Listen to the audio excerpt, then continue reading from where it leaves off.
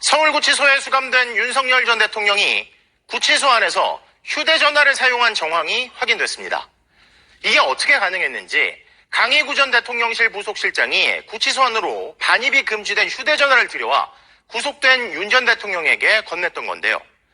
그동안 구치소 안에 머물며 특검 출석을 거부하는 건 물론 여러 특혜를 받아왔던 의혹 중 하나가 사실로 확인된 가운데 법무부는 오늘 서울구치소장을 전격 교체했습니다.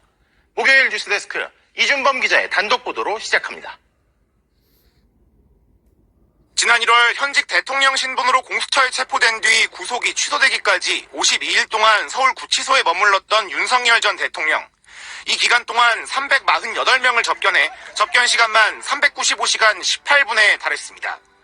법무부가 당시 윤 전 대통령이 구치소 안에서 특혜를 받은 구체적인 정황을 포착한 것으로 확인됐습니다. 강희구 당시 제1부속실장이 윤 전 대통령을 면회하면서 휴대전화를 가지고 들어온 사실이 드러난 겁니다. 면회자가 휴대전화를 가지고 구치소에 들어가는 건 관련법에 따라 엄격히 금지되어 있습니다. 하지만 강 전 실장은 면회 당시 반입한 휴대폰을 윤 전 대통령에게 건네기까지 했던 것으로 확인됐습니다. 구치소에 수감된 피의자가 휴대전화를 사용한 정황이 드러난 겁니다. 이 같은 특혜 사실을 확인한 법무부는 오늘 김현우 서울구치소장을 전격 교체했습니다. 법무부는 윤 전 대통령 수용 처우와 관련해 제기된 문제에 대해 인적 쇄신이 필요하다는 판단을 내렸다고만 설명했습니다. 윤 전 대통령의 구치소 특혜 논란은 특검의 강제 구인이 무산되며 본격적으로 제기됐습니다.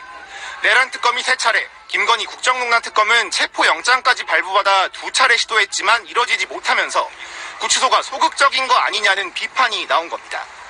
이후 법무부는 내부적으로 조사에 착수해 1차 구속 당시 특혜가 있었던 정황을 여러 건 포착해 사실관계를 확인했습니다. 다만 재구속된 이후로는 구치소 안에서 특별 대우는 없었다고 결론 내린 것으로 전해졌습니다. 법무부는 여기에 더해 윤 전 대통령의 접견도 일반 수용자와 같은 공간에서 이루어지도록 조치했습니다. 그동안 서울구치소는 수용자 안전관리를 이유로 동선을 분리하기 위해 윤 전 대통령에게만 별도의 접견 공간을 제공해왔습니다. MBC 뉴스 이준범입니다.